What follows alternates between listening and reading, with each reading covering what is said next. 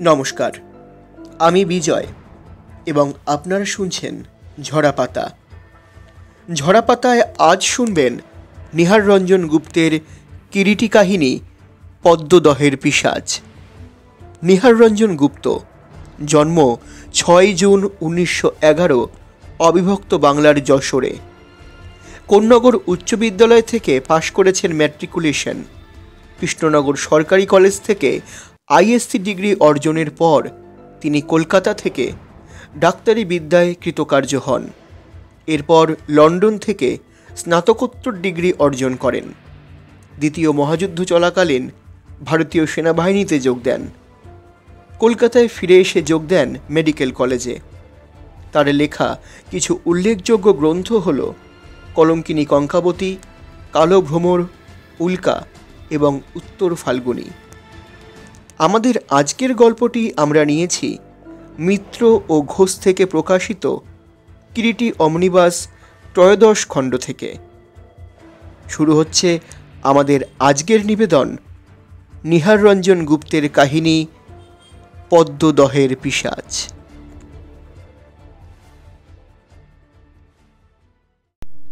শীতাংশুকে শেষ পর্যন্ত কলকাতা শহরের মায়া কাটাতেই হলো। শহরে ঘুরে ঘুরে 2 বছর ধরে বিশেষ কোনো সুবিধাই যখন করতে পারলে না, এক প্রকার বাধ্য হয়েই তাকে পিতার জমিদারিতে ফিরে আসতে হলো। জমিদারির অবস্থা যাই হোক, এখনও সেখানে গিয়ে থাকতে পারলে সুখে স্বাচ্ছন্দ্যেই কেটে যাবে। নায়েবে নরেনবাবুকে একটা তার করে দিয়ে একটা দিন দেখেই রওনা হয়ে পড়ল শীতাংশু, স্ত্রী রমা ও একমাত্র পুত্র চম্পককে নিয়ে। স্টেশনে এসে যখন ওরা নামল, প্রকৃতি জুড়ে তখন ঝড় জলের যেন তাণ্ডব চলছে। দারোয়ান গাড়ি নিয়ে স্টেশনে উপস্থিত ছিল। যা হোক, আর অপেক্ষা না করে সেই ঝড় জলের মধ্যেই রওনা হয়ে রাত প্রায় 12টার সময় জমিদার বাড়ির গেটের কাছে এসে গাড়ি থামল। বৃষ্টিটা তখন প্রায় ধরে এসেছে। নায়েবে নরেনবাবু ও বাপের আমলের পুরনো চাকর জগা গাড়ি বারান্দায় অপেক্ষা করছিল। প্রকাণ্ড টানা বারান্দা, ঝোলানো বাতি, স্বল্পালোকে আবছা আলো ও আধারে সমগ্র বারান্দাটি কেমন যেন থমথমে ও নিঃসঙ্গ মনে হয়।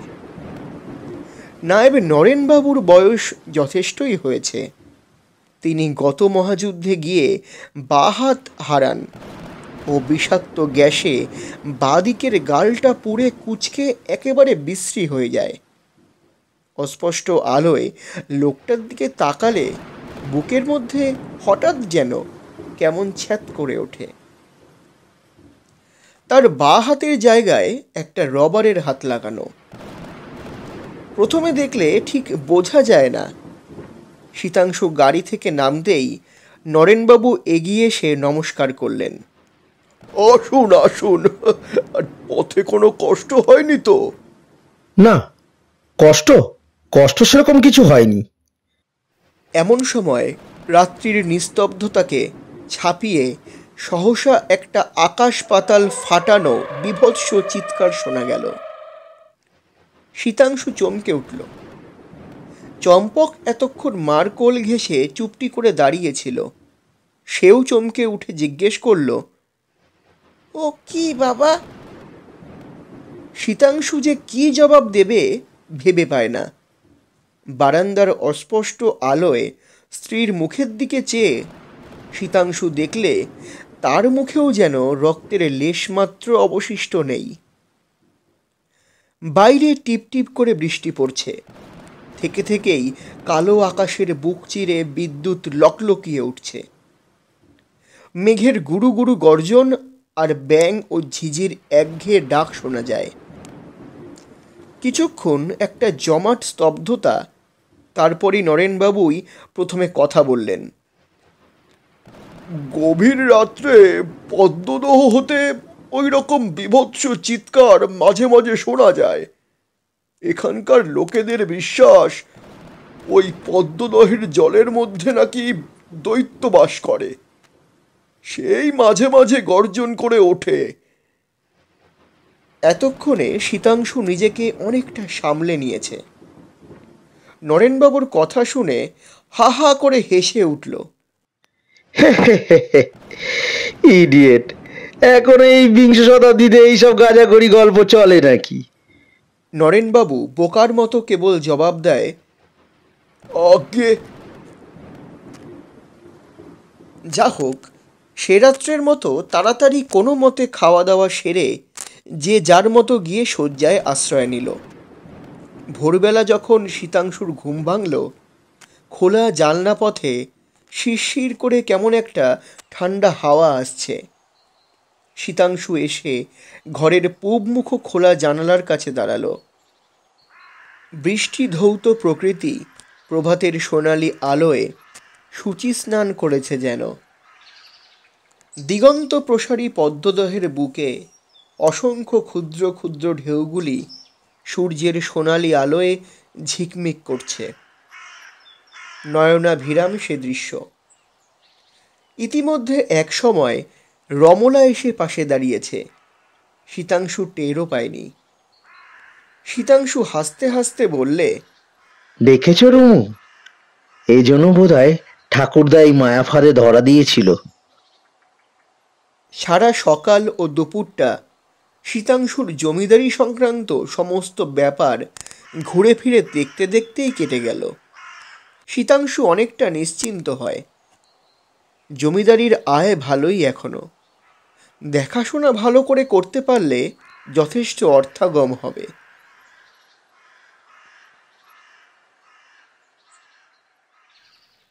গভীর রাত্রে আবার সহসা সেই আকাশ পাতাল ফাটানো বীভৎস চিৎকারে শীতাংশুর ঘুমটা ভেঙে গেল।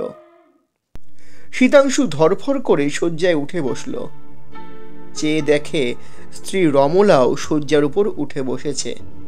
সমগ্র মুখখানি জুড়ে তার সেই পূর্বরাতের আতঙ্ক। শীতাংশু শয্যা থেকে নেমে খোলা জানলাটার কাছে এসে দাঁড়ালো। বাইরে অস্পষ্ট চাঁদের আলো। সেই আবছা চাঁদের আলো পদ্মদহের বুকে কেমন যেন একটা ভয়াবহ নির্জনতার সৃষ্টি করেছে। কিন্তু সহসা অস্পষ্ট চাঁদের আলোয় ও কি দেখা যায়? কি ওটা? কি? শীতাংশু হাতের পাতা দিয়ে চোখ দুটো ভালো করে একবার রগড়ে নিল। না, এ তো স্বপ্ন নয়। প্রকাণ্ড, হাত 12-13 লম্বা, আগাগোড়া সাদা কাপড়ে ঢাকা একটা মানুষের মতো মূর্তি পদ্মদহের ধার দিয়ে দিয়ে হেলে দুলে হেঁটে হেঁটে বেড়াচ্ছে, লম্বা লম্বা পা ফেলে। সাধারণ মানুষ কখনো এত লম্বা বা ঢেঙা হয়? এক একটা পা ফেলছে বোধহয় হাত 5-6 দূরে দূরে।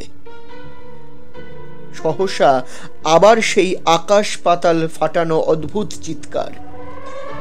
শীতাংশু চমকে উঠে চোখ বুজল। যখন সে আবার চোখ মেলে চাইল, সেই অদ্ভুত মূর্তি আর দেখা যাচ্ছে না। চাঁদ মেঘে ঢাকা পড়েছে। শীতাংশু স্তম্ভিত বিমূঢ়। ব্যাপারটার মাথা মুন্ডু কিছুই যেন শীতাংশু বুঝে উঠতে পারে না। হঠাৎ পাশ ফিরে তাকাতেই শীতাংশুর নজর পড়ে ঠিক পাশেই ইতিমধ্যে কখন এসে না জানি দাঁড়িয়েছে স্ত্রী রমলা। রমলাও কি তাহলে তার মতো ক্ষণপূর্বে পদ্মদহের ধার দিয়ে সেই অদ্ভুত মূর্তিকে হাঁটতে দেখেছে? আমার একটা কথা শুনবে? সহসা রমলা বলে। বলো। চলো না গো, আমরা কলকাতাতেই ফিরে যাই। কলকাতায় ফিরে যাব? হ্যাঁ।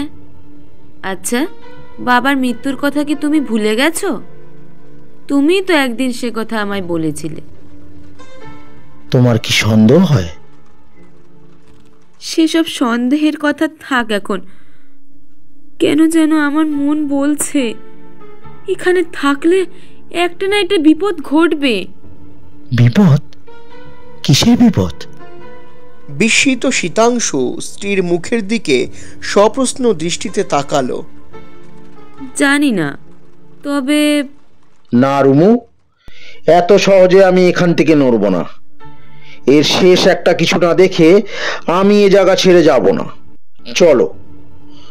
রাত শেষ হয়ে এলো। অন্ধকারে দুজনেই পাশাপাশি শুয়ে, তবু দুজনের চোখে ঘুম নেই। কেন নেই তা বুঝতে কষ্ট হয় না।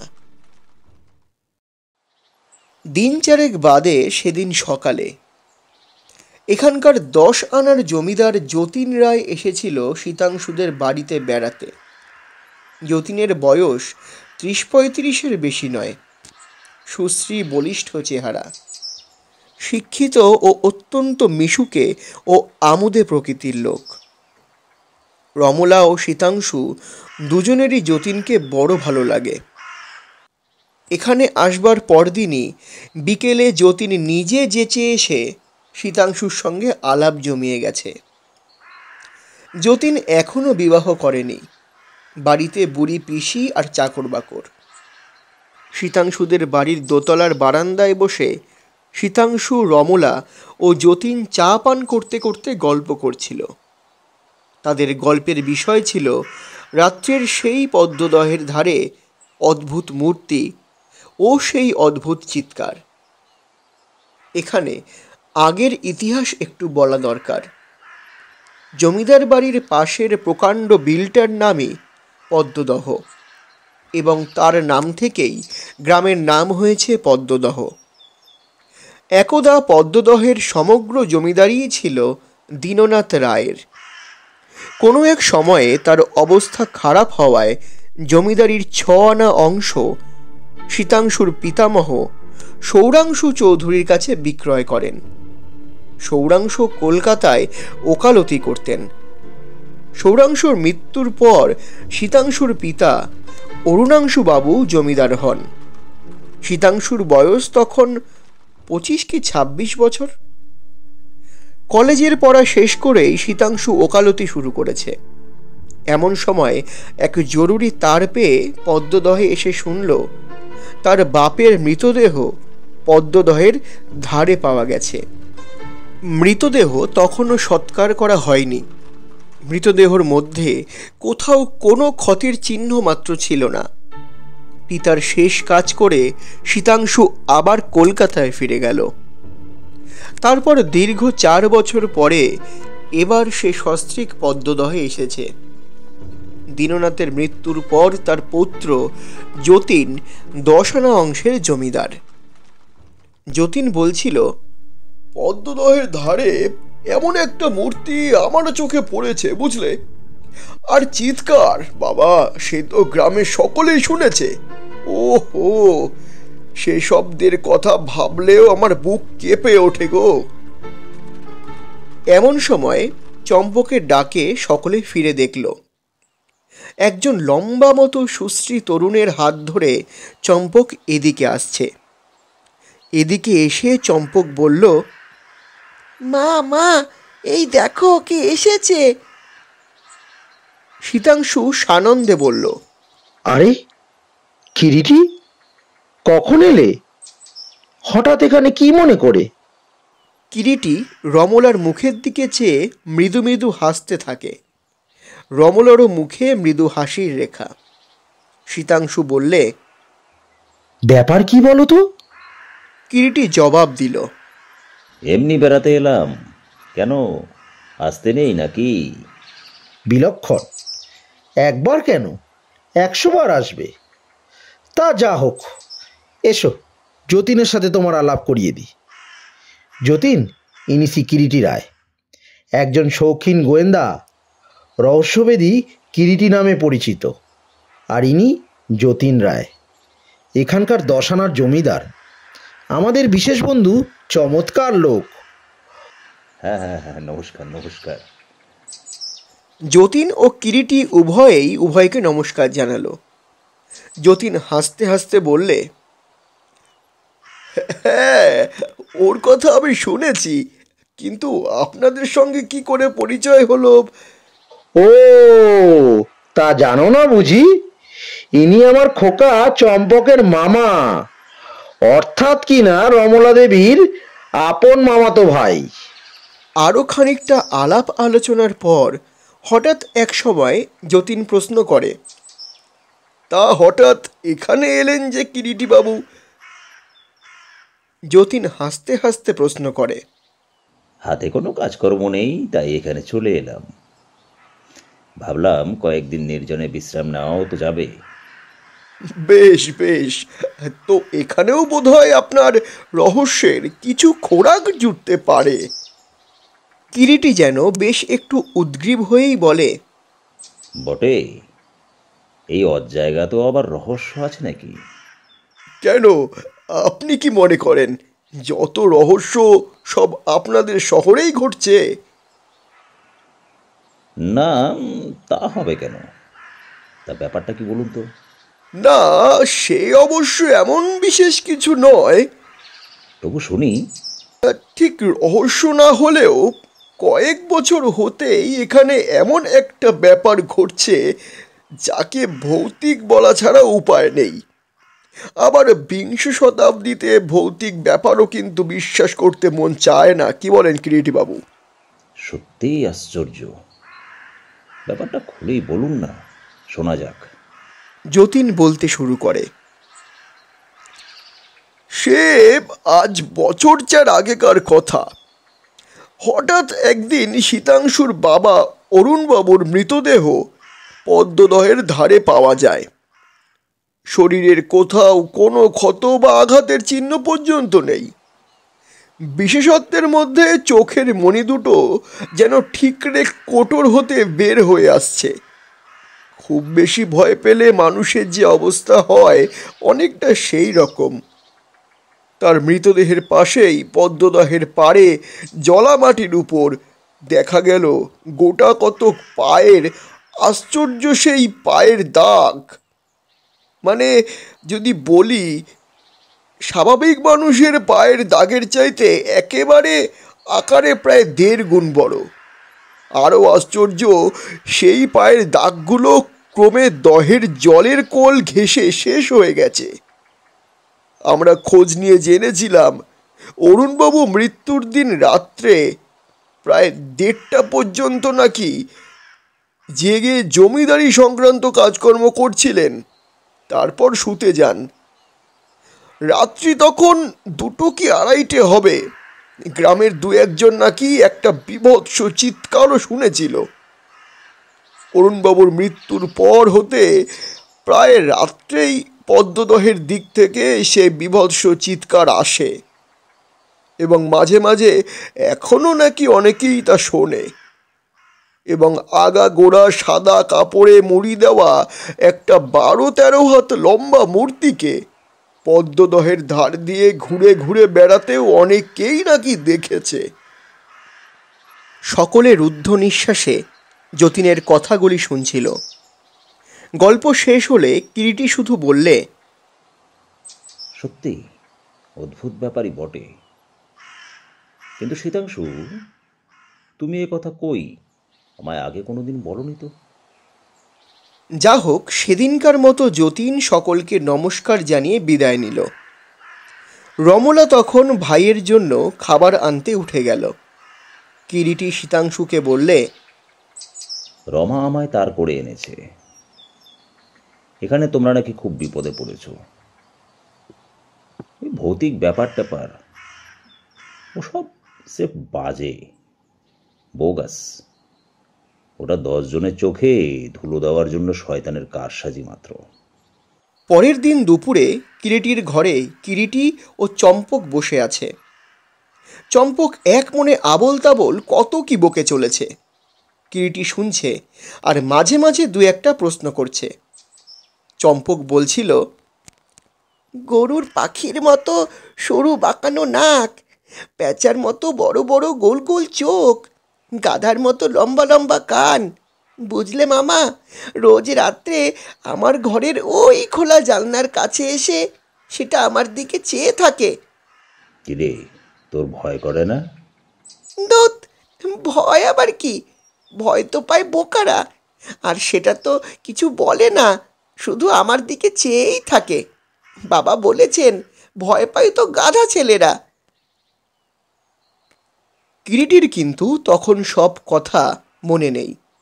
সে ভাবছে চম্পকের দেখা সে অদ্ভুত জীবটার কথা। পরের দিন সকালে একটা ঘরের মধ্যে দাঁড়িয়ে রমলা কিরিটিকে বলছিল, এই ঘরটাতেই বাবা শুতেন দাদা। বেশ মাঝারি গোছের একখানা ঘর, গরাধহীন বড় বড় জানালা। ঘরের দক্ষিণ দিকেই সেই পদ্মদহ। দিবারাত্র হু হু করে হাওয়া এসে ঘরে ঢোকে। ঘরখানে দোতলায়, ঠিক তার নিচেই একটা ফুলের বাগান। বাগানটা পার হলেই একটা মাঠের মতো, সেই মাঠ পদ্মদহের পার পর্যন্ত বিস্তৃত। কিরিটি ঘুরে ঘুরে ঘরের সব জানালা দরজা দেওয়াল দেখছিল। হঠাৎ এক সময় বাগানের দিককার জানলার কাঠের পাল্লার উপর তার নজর পড়ল। পাল্লার গায়ে রঙের ওপর 5টি আঙুলের দাগ শুকিয়ে আছে। দাগগুলো এমনভাবে বসেছে যেন বাইরে থেকে কেউ আঙুলের চাপ দিয়ে জানালার বদ্ধ পাল্লা ঠেলে খুলেছে। কিরিটি রমলার দিকে ফিরে বললে, শেষ তোদের এ বাড়িতে কবে রং দেওয়া হয়েছে বলতে পারিস রমা? তা তো ঠিক জানি না রে দাদা, তবে নায়েব মশাই হয়তো বলতে পারবেন। রমলা জবাব দিল। সেই দিনই বিকেলের দিকে কিরিটি নিজেই গিয়ে নরেনবাবুর সঙ্গে আলাপ করলে। নমস্কার, আপনি তো নরেনবাবু, এদের নায়েব? হ্যাঁ। আপনি তো এখানে অনেক দিন আছেন নরেনবাবু, না? আগে। আচ্ছা নরেনবাবু, বলতে পারেন সর্বশেষ এ বাড়িতে কবে রং করা হয়েছিল? হ্যাঁ, বছর 4 আগে। কর্তার মৃত্যুর কয়েকদিন আগে সমস্ত বাড়ি রং করা হয়েছিল। এর মধ্যে আর রং করা হয়নি? হয়েছে বটে, তবে বাইরের মহলগুলোতেই যা আবার রং দেওয়া হয়েছিল, ভেতরের মহলে রং দেওয়া হয়নি। ওদিকটা তো আর ব্যবহার করা হয়নি এতদিন, এবারে রং আবার দিতে হবে। ওই দিনই শেষ রাত্রে একটা অস্পষ্ট খসখস শব্দে কিরিটির ঘুমটা সহসা ভেঙে গেল। কার যেন চাপা শ্বাস প্রশ্বাসের শব্দ ঘরের বাতাসে ভেসে বেড়ায়। ভোরের আকাশের কোণে ত্রয়োদশীর ক্ষীণ চাঁদ তখন যাই যাই করছে। কিরিটি চোখ মেলে শুয়ে শুয়েই যতদূর সম্ভব ঘরের মধ্যে চারদিক দেখতে লাগলো। হঠাৎ মনে হলো ঘরের বাইরে বারান্দা দিয়ে কে যেন নিঃশব্দে হেঁটে গেল। কিরিটি তাড়াতাড়ি শয্যা ছেড়ে টর্চটা হাতে নিয়ে বাইরে চলে আসে। মিটমিটে চাঁদের আলোয় বারান্দাটা যেন খাঁ খাঁ করছে। কিরিটি কিছুক্ষণ দাঁড়িয়ে থাকে, কিন্তু সন্দেহজনক কিছুই চোখে পড়ে না। দূরে দিগন্ত প্রসারী পদ্মদহ। সহসা ক্ষীণ শেষ রাতের চন্দ্রালোকে তার নজরে পড়ল অদূরে পদ্মদহের ধার দিয়ে আগাগোড়া সাদা চাদরে মুড়ি দেওয়া 12-13 হাত লম্বা একটা মূর্তি যেন লম্বা লম্বা পা ফেলে হেঁটে বেড়াচ্ছে। কিরিটি অবাক বিস্ময়ে তাকিয়ে থাকে সেই দিকে। রাত আর বেশি নেই। কিরিটি আর শয্যা গ্রহণ করে না, ঘরের মধ্যে প্রবেশ করে। গায়ে জামাটা দিয়ে জুতো পরে বের হয়ে পড়ে। ক্রমেই ভোরের অস্পষ্ট আলোয় চারদিক ফিকে হয়ে উঠেছে। কিরিটি পদ্মদহের ধার দিয়ে ঘুরে ঘুরে বেড়াতে লাগলো। বেড়াতে বেড়াতে এক সময় পদ্মদহের ধারে সহসা নজর পড়ল ভিজে মাটির উপরে পরপর অনেকগুলো একই রকম পায়ের দাগ। দাগগুলো সাধারণ মানুষের পায়ের দাগ হতে অনেক বড়। পায়ের পাতা যেমনই বড়, পায়ের আঙুলগুলো তেমনি লম্বা লম্বা। আঙুলের নখগুলো নরম মাটির বুকে চেপে চেপে যেন বসে গেছে। কিরিটি পায়ের দাগগুলো ভালো করে লক্ষ্য করতে লাগলো। মানুষের পায়ের দাগ যেমন খানিকটা পড়ে না, আঙুলের মাথাগুলোর গোল গোল দাগ পড়ে মাত্র, এ পায়ের দাগ মোটেই সেরকম নয়। পায়ের পাতার সমস্ত দাগটুকু তো পড়েছেই, লম্বা লম্বা আঙুলের দাগও পড়েছে। পায়ের দাগগুলো ক্রমে যেন পদ্মদহের জলের দিকে নেমে গেছে। কিরিটি চিন্তিত মনে বাড়ির দিকে ফিরে এলো।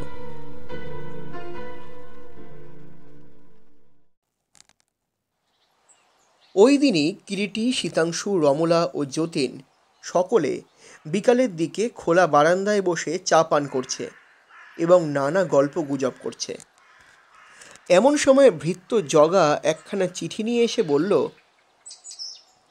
একজন লোক যতীনবাবুকে এই চিঠিখানা দিতে বলে গেল। একখানা সাদা খামের চিঠি। যতীন হাত বাড়িয়ে জগার হাত থেকে চিঠিখানা নিয়ে খামের উপরে নাম পড়ে বলল, কই না, এ তো আমার চিঠি নয়, মিস্টার কিরিটি রায় লেখা। বলতে বলতেই যতীন চিঠিখানা টেবিলের ওপর রেখে দিল। মিস্টার রায়, আপনার চিঠি। সে কি, এখানে আবার আমায় কে চিঠি দিল? বলে কিরিটি চিঠিখানা আলগোছে টেবিলের ওপর থেকে তুলে নিয়ে সোজা নিজের ঘরের দিকে চলে গেল। ঘরে গিয়ে সে সুটকেসের ভিতর হতে একটা ব্রাউন রঙের ছোট শিশি বের করল। শিশির গায়ে লেখা অসমিক অ্যাসিড সলিউশন। একটা কাচের পাত্রের মধ্যে সেই খামখানা রেখে শিশিটার ছিপি খুলে খানিকটা অ্যাসিড সেই ছাপ খামটার গায়ে ঢেলে দিল। দেখতে দেখতেই খামটার গায়ে কালো কালো আঙ্গুলের চিহ্ন ফুটে উঠেছে দেখা গেল। কিরিটি গভীর আগ্রহে দাগটার দিকে চেয়ে দেখতে লাগলো। পরের দিন কিরিটি আবার বাড়ির পিছনে বাগানের ভেতরটা ঘুরে ঘুরে দেখছিল। এমন সময় হঠাৎ একটা ঘরের জানলার নিচে এসে একটা মোচড়ানো কাগজের প্রতি তার নজর পড়ল। কৌতূহল ভরে সে কাগজটা তুলে নিয়ে কাগজটা পরীক্ষা করে কটা অক্ষর পরপর সাজানো দেখল। কিরিটি অবাক বিস্ময়ে কাগজটা দেখতে লাগলো।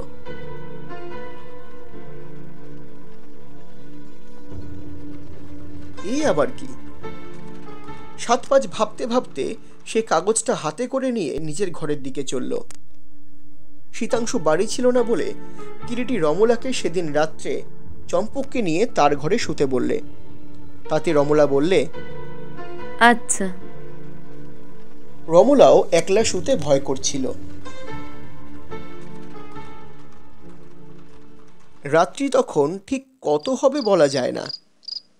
আকাশে ও মাটিতে কালো আধার যেন জমাট বেঁধে উঠেছে।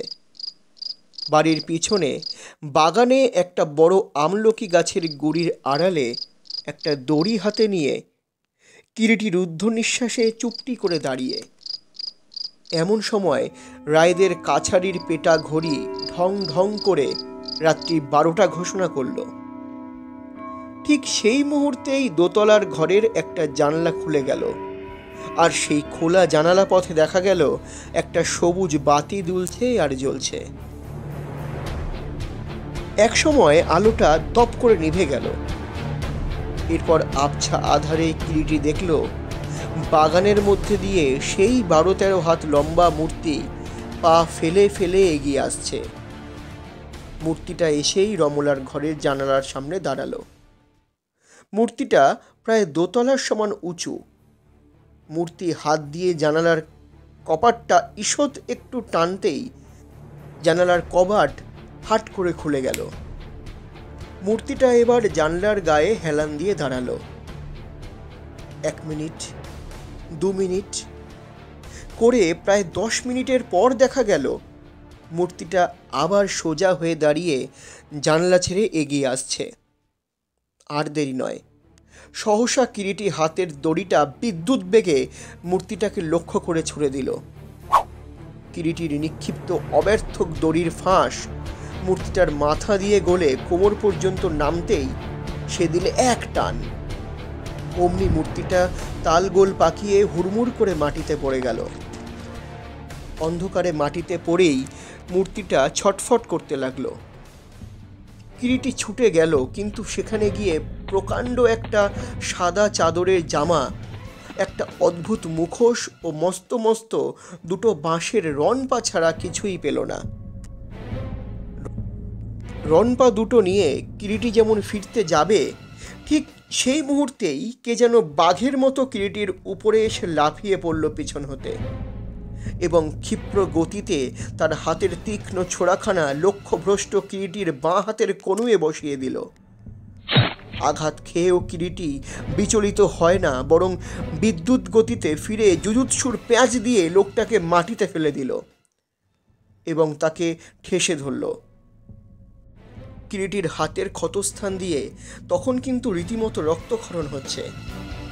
কোমরে ঝোলানো টর্চটা টেনে লোকটার মুখের ওপরে ফেলেই কিরিটি বললে, কি নরেনবাবু, আপনি, আপনার এই কাজ হিসেবে আমার ভুল হয়নি, তবে কি বলুন? নরেনবাবুর মুখখানা তখন ছাইয়ের মতোই ফ্যাকাশে হয়ে গেল। নরেনকে পুলিশের হাতে ধরিয়ে দেওয়া হয়েছে। শীতাংশু, যতীন, কিরিটি ও রমলা পরের দিন দ্বীপ্রহরে শীতাংশুর ঘরে বসে গল্প করছিল। গত রাত্রের গল্পই হচ্ছিল। যতীন বললে, অদ্ভুত সাহস কিন্তু আপনার মিস্টার রায়। শেষ পর্যন্ত দেখলেন তো, এটা আসলে একটা শয়তানের শয়তানি। এ আমি আগেই জানতাম, কিন্তু নরেন লোকটা যে এত বড় নীচ ও শয়তান তা কিন্তু আমার মোটেই ধারণা হয়নি। নেব খারাপ। কিরিটি বললে, ব্যাপারটা তাহলে খুলেই বলি এবং 4 বছর আগেকার ঘটনা হতেই শুরু করা যাক, কি বলেন? নিশ্চয় নিশ্চয়, বলুন, শোনা যাক। যতীন আগ্রহে বলে ওঠে। কিরিটি বলতে শুরু করে, আমরা জানি শীতাংশু বাবা ও রুমাংশু বাবুকে এক রাত্রে হঠাৎ মৃত অবস্থায় পদ্মদহের পাড়ে পাওয়া যায়।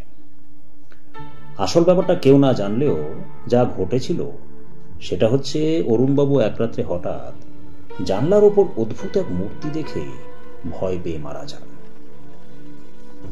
মূর্তির নাকটা ছিল গরুর পাখির মতো সরু বাঁকানো, চোখ দুটো পেঁচার মতো বড় বড় আর গোল, কান গাধার মতো লম্বা লম্বা। মূর্তি যখন দেখল অরুণবাবু ভয় পেয়ে মারা গেছেন, তখন গ্রামবাসীর মনে একটা ভৌতিক ত্রাসের সঞ্চার করবার জন্য সে হত্যাকারী নিজে রনপা পড়ে পদ্মদহের ধার দিয়ে রাত্রে হাঁটত ও একটা মাটির হাড়ির মধ্যে মুখ গুজে বিভৎস চিৎকার করত। গ্রামবাসীদের মনে ধারণা হলো পদ্মদহের পিশাচের হাতেই অরুণবাবু মারা গেছেন, কিন্তু খুনি তার হত্যার নিদর্শন রেখে গেল আঙুলের ছাপের মধ্য দিয়ে। জানালা দরজায় নতুন রং করা হয়েছিল। খুনি যখন বাইরে থেকে সেই জানালার পাল্লা টেনে খোলে, তখন জানালার কাঁচা রঙে হাতের আঙুলের ছাপ পড়ে যায়। আরো একজনের চোখে ব্যাপারটা ধরা পড়ে। তার মুখ বন্ধ করবার জন্য খুনি তার হাতে টাকা দেয় ও ভয় দেখায়। লোকটা চুপ করে থাকে।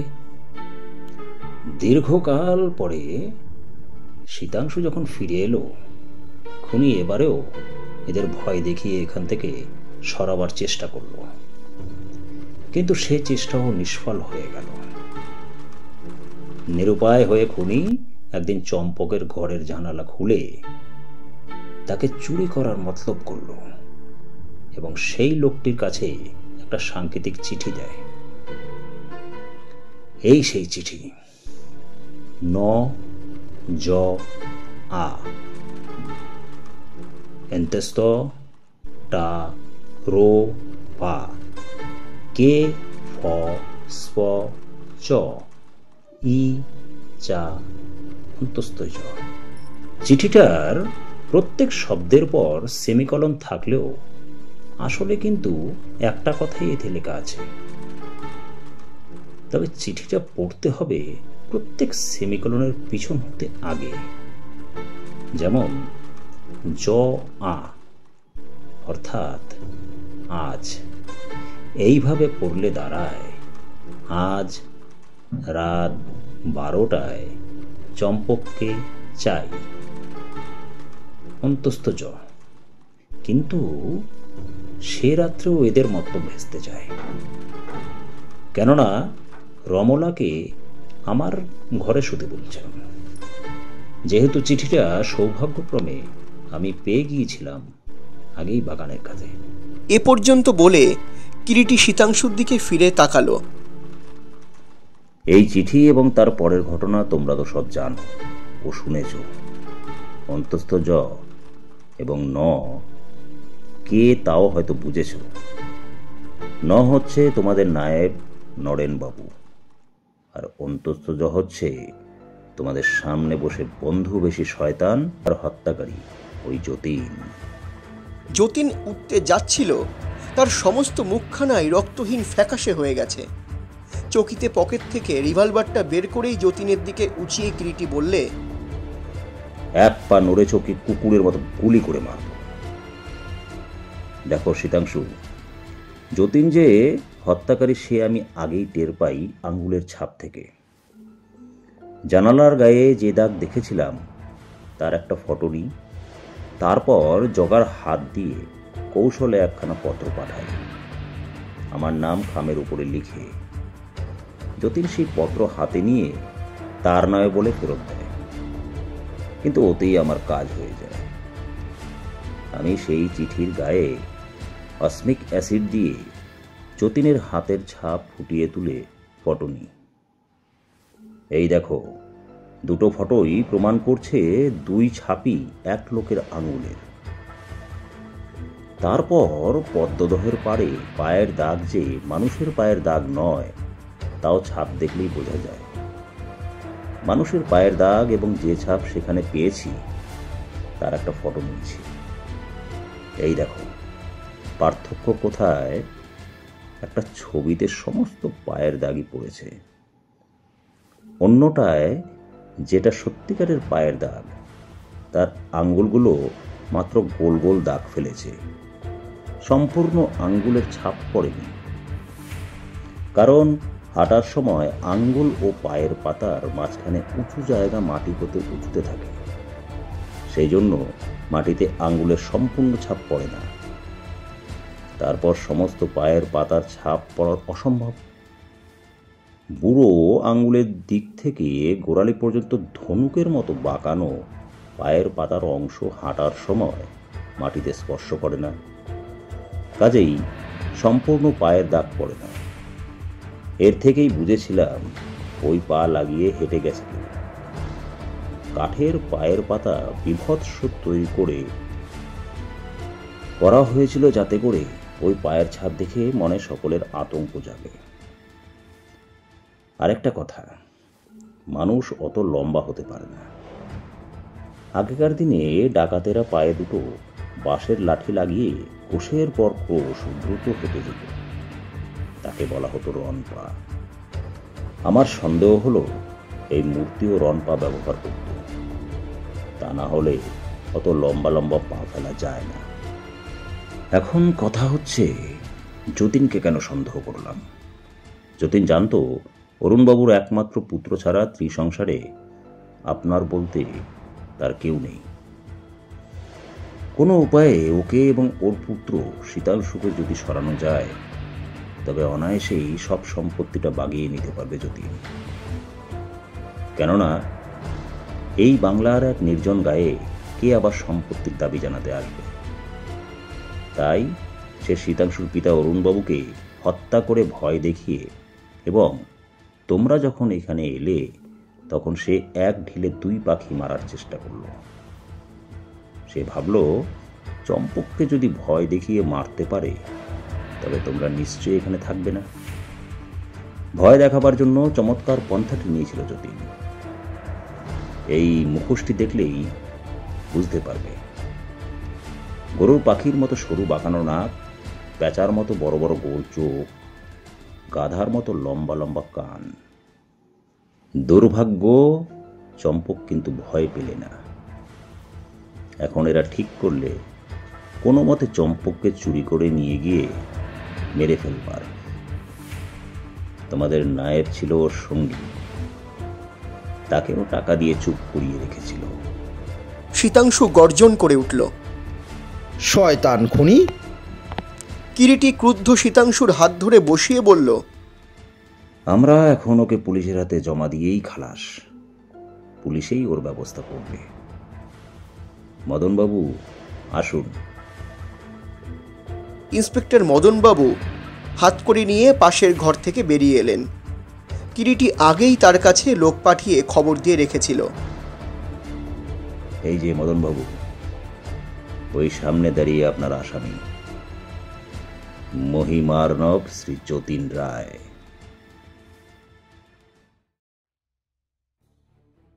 শুনছিলেন কিরিটি কাহিনী পদ্মদহের পিশাচ, রচনা নিহার রঞ্জন গুপ্ত, গল্প পাঠে যতীন এবং চম্পকের ভূমিকায় আমি বিজয়, কিরিটি সুখেন্দু দেবনাথ, শীতাংশু দেবব্রত মজুমদার, রমলা তিথি চক্রবর্তী, প্রযোজনা সাহাস ক্রিয়েশন, সমগ্র পরিচালনা এবং পরিকল্পনা study academy the symbol of education, শব্দগ্রহণ এবং আবহ সঙ্গীত তরঙ্গ দ্য আল্টিমেট মিউজিক, প্রচার অলঙ্করণ চারুলিপি। দেখা হচ্ছে আগামী সপ্তাহে নতুন কোনো গল্প অথবা কবিতা নিয়ে। ততক্ষণ শুনতে থাকুন, পাশে থাকুন ঝরাপাতা ইউটিউব চ্যানেলের। ঝরাপাতা, কবিতার ও গল্পের কথা বিজয়ের সঙ্গে।